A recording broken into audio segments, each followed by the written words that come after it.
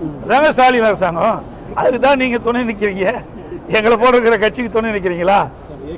இன்னைக்கு ஒரு மோசமான கட்சிக்கு துணை நிற்பதனால தான் இப்படிப்பட்ட நிகழ்வு நடக்குது. முதல்ல நீங்கள் உணருங்க. இதே அனைத்து இந்திய அண்ணா திராவிட முன்னேற்ற கழக அரசு இருந்தது. நானும் 4 வருஷம் 2 மாத காலம் இருந்தேன். அப்பவும் எங்களை பற்றி தான் விமர்சனம் பண்ணீங்க. இப்போ நான் இந்த ஆண்டு இப்போது எதிர்க்கட்சியில் அப்போ என்னை பற்றி விமர்சனம் பண்ணுறீங்க, எங்கள் கட்சி பற்றி விமர்சனம் பண்ணுறீங்களா ஒழிய திமுகவில் நடக்கின்ற பிரச்சனை பற்றி ஏதாவது விமர்சனம் செய்யறீங்களா? திமுகவில் நடைபெறுகின்ற ஊழல்களை பற்றி எவ்வளவு ஊழல் இருக்கு, எதையாவது ஒரு வாதமடை வைக்கிறீங்களா? பத்திரிகையாளர் ஊழல் நபர்கள் நடுநிலையோடு சிந்திச்சு பாருங்க. இப்படி இவர்களை நீங்கள் தாங்கி பிடிக்கிற காரணத்தினால தான் ஒரு சர்வாதிகார போல் நடந்துகிட்டு இருக்காங்க. யாரையும் மதிப்பது கிடையாது. நிருபர்களை தாக்குறாங்கன்னா காரணம் என்ன? நிருபர்களை தாக்கினா இவளுக்கு ஏதாவது பாதிப்பு ஏற்படும் என்று நினைச்சிருந்தா ஒரு நிருபர்கள் வந்து நாட்டு மக்களுக்கு ஒரு நடுநிலையோடு செய்தி கொண்டு சேருவதுதான் ஊடகத்தின் கடமை. அதை கூட மதிக்கலீங்க. அதுக்கு காரணமே நீங்களே சிந்திச்சு பார்த்து. அது இடைக்கால பட்ஜெட் தான், இன்றைய பட்ஜெட் தானே.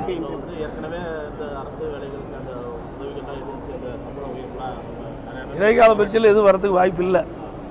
ஏன்னா ஒரு இடைக்கால பட்ஜெட் தான். சம்பளம், அரசு ஊழியர்கள்லாம் சம்பளம் கொடுக்கணும், அதெல்லாம் அதில் இடைக்கால பட்ஜெட்டில் வரும். ஒவ்வொரு முறையும் கடைசி வருஷம் முடிகின்ற பொழுது ஒவ்வொரு அரசும் ஒரு இடைக்கால இன்றைய பட்ஜெட் போடுவாங்க.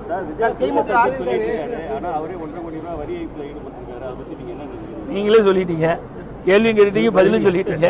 அதனால அவர் ஊழல்வாதி என்பதற்கு அவர் பணம் கட்டுறது சாட்சி. நீங்கள் நீதிமன்றமே தீர்ப்பு கொடுத்துருது. சார், அவர் எங்கே வெளியில் வந்திருக்காரு?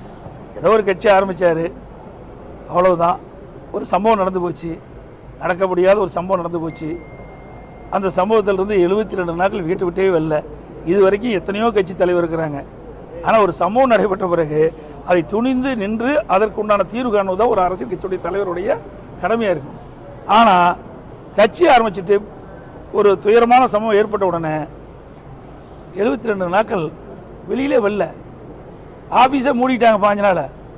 யாருமே கிடையாது. கட்சி இருக்குதா இல்லையாங்கிற நிலை ஏற்பட்டு விட்டது. இதுதான் நிலைமை, தமிழ்நாட்டுடைய நிலைமை.